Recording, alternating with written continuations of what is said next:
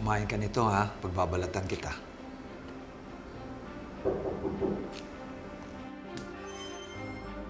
Tay. Zoe, may naghahanap sa'yo. Grabe ka naman, Zoe. 2 hours ako naghintay sa restaurant, di ka man lang nag-text. Can't you take a hint? Bakit? May problema ba tayo? Oo, ako may problema ako. Ikaw ang problema ko. Sana sinabi mo na lang, di ba? Zoe.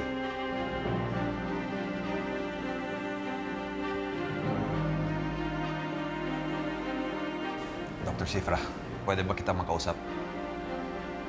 Follow me.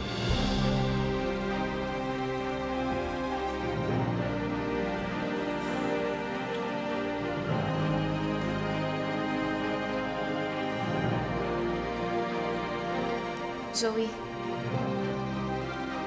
Umamin ka nga. Kaya ba ayaw mong makita si Dr. Sifra kasi si Dax pa rin yung gusto mo?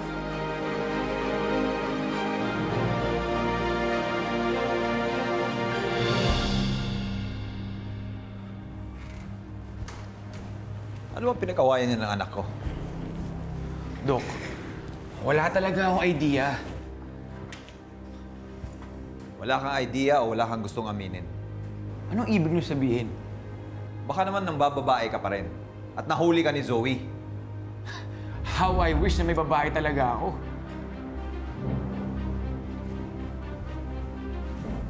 Sira ulo ka pala eh. Seryoso ka ba talaga sa anak ko? Dok, di ba inamin ko naman sa inyo na hindi pa ako handa sa nangyari sa amin ni Zoe? Pero hindi ko tatakbuhan yung anak nyo. Pananagutan ko yung magiging baby namin.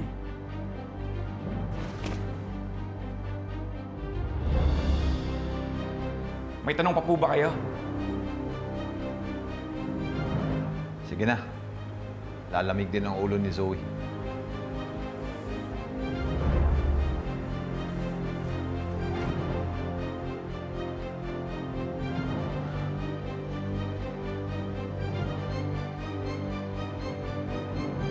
Pwede ba? Tigilan mo na ako dyan sa Dax na yan.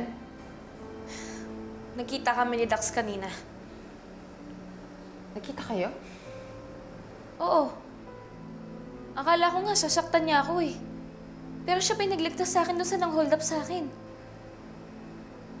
Kaya sa totoo lang, naniniwala ko na sa kabila ng lahat ng ginawa ni Dax, may kabutihan pa rin sa kanya.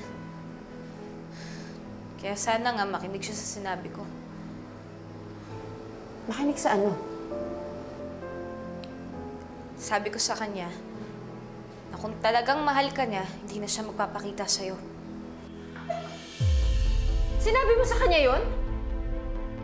Eh, di ba yun naman yung gusto mo? Kaya ka nakipaghiwalay sa kanya? Zoe, naintindihan ko kung pinagtutulakan mo si Dr. Sifra. Kasi hindi mo naman talaga siya mahal eh. Pero hindi ibig sabihin nun, ipipiliin mo si Dax. Zoe, nandito kami ni Tatay para sa'yo at saka para sa magiging anak mo. Kaya hindi mo kailangan si Dax. Hindi mo kailangan si Dr. Sifra. Kasi kaya mo yan. Kaya natin yan.